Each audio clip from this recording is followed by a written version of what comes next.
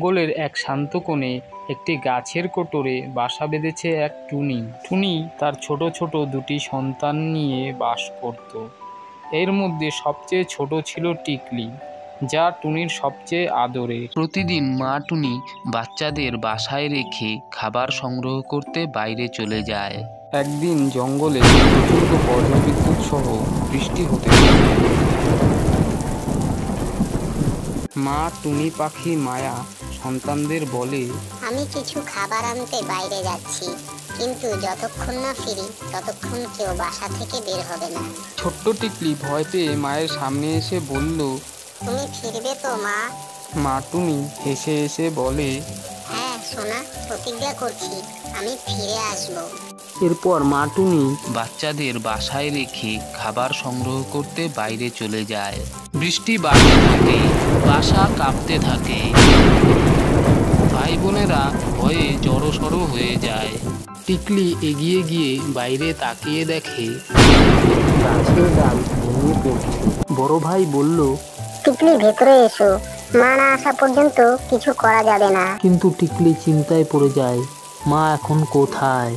এদিকে মা পাখি মায়া এখনো ফিরে আসেনি, কারণ সে পথে এক আহত কাককে দেখে। বৃষ্টি আর ঝড়ের কারণে তার ডানা ভেঙে গেছে। কি হয়েছে কাক ভাই, তুমি এখানে একা একা পড়ে আছো? কাক কেঁদে কেঁদে বলে, বৃষ্টি আর ঝড়ের কারণে আমার ডানা ভেঙে গেছে। আমার কেউ নেই, আমাকে কেউ দেখে না।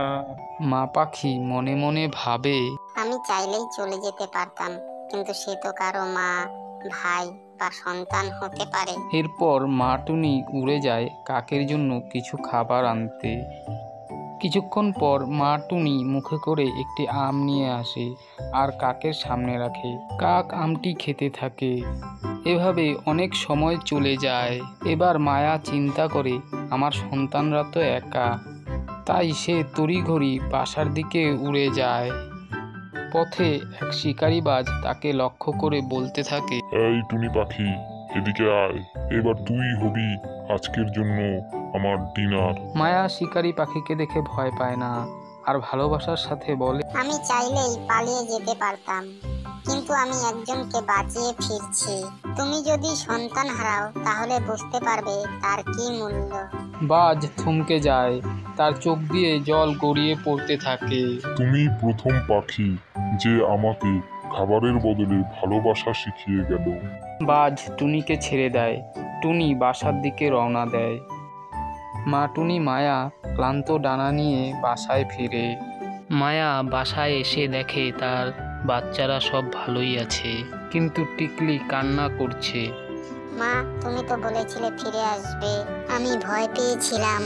তুমি মিথ্যে বললে। সোনা, প্রতিশ্রুতি রেখেছি, যতই বিপদ আসুক মা কখনো তোমাদেরকে ছেড়ে চলে যাবে না।